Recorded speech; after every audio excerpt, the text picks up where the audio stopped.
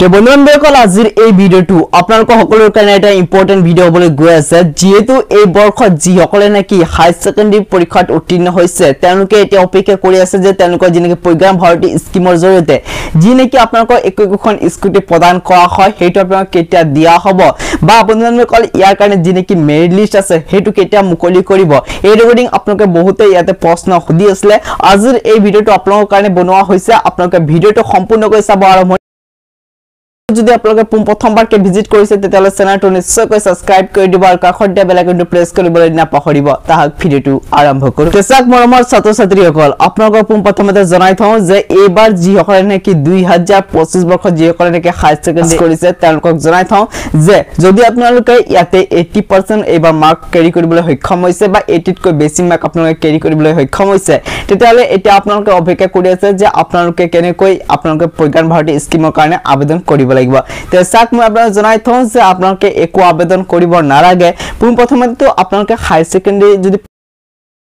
admission লব লাগিব হয় যি কিনো এটা ইনস্টিটিউটত আপোনালোকে এডমিশন লব লাগিব কিন্তু হে ইনস্টিটিউটৰ আপোনালোকে অসমৰ ভিতৰতে হ'ব লাগিব যদি আপোনালোকে এডমিশন লৈছে তেতিয়ালে কিন্তু আপোনালোকে প্ৰজ্ঞান ভাৰতী স্কিমৰ জৰিয়তে আপোনালোকে যিনেকি স্কুটি প্ৰদান কৰা হয় তাতে আপোনালোকৰ নামটো অন্তৰ্ভুক্ত হ'ব কিন্তু যদি এতিয়ালৈকে আপোনালোকে এডমিশন লোৱা নাই তেতিয়ালে কিন্তু আপোনালোকে যিমান পাৰ্চেন্টেজ নাপাওক কিয় আপোনালোকে এই স্কুটিখন নাপায় এটা চাক আপোনালোকে নিশ্চয়কৈ অৱগত যে যিনেকি আপোনালোকে প্ৰজ্ঞান ভাৰতী স্কিমৰ জৰিয়তে যিনেকি স্কুটি প্ৰদান কৰিব ইয়াৰ কাৰণে আপোনালোকে মেৰিট লিষ্টখন প্ৰকাশ কৰা হ'ব এটো কিন্তু মেৰিট লিষ্ট আছে হেতু আপোনালোকে যোনটো ইনস্টিটিউটত আপোনালোকে এডমিশন লৈছে তাৰ পৰাই মুকলি কৰিব আৰু বন্ধুসকল এটো যোনটো মেৰিট লিষ্ট প্ৰকাশ কৰিব তাতে কিন্তু গোটেইখিনি ডিটেইলছ দিয়া থাকিব আপোনাৰ নাম আপোনাৰ দেউতাৰ নাম আপোনাৰ এড্ৰেছ লগতে আপোনালোকে যোনটো ডিলাৰৰ পৰা আপোনালোকে স্কুটিখন লাভ কৰিব সেই ডিলাৰখনৰ গোটেইখিনি ডিটেইলছ দিয়া থাকিব কিন্তু এটা কথা জনাই থওঁ যে এতিয়ালৈকে প্ৰজ্ঞান ভাৰতী স্কিমৰ ৰিগাৰ্ডিং কোনো ধৰণৰ লেটেষ্ট আপডেট অহা নাই বা বন্ধুসকল আপোনালোকে কেতিয়া মেৰিট লিষ্টখন প্ৰকাশ কৰিব তাৰ ৰিগাৰ্ডিং একো ধৰণৰ আপডেট অহা নাই হয়তো কিছুমাহ পিছতে আপোনালোকৰ যিনে কি মেৰিট লিষ্ট আছে হেকুন প্ৰকাশ কৰি দিব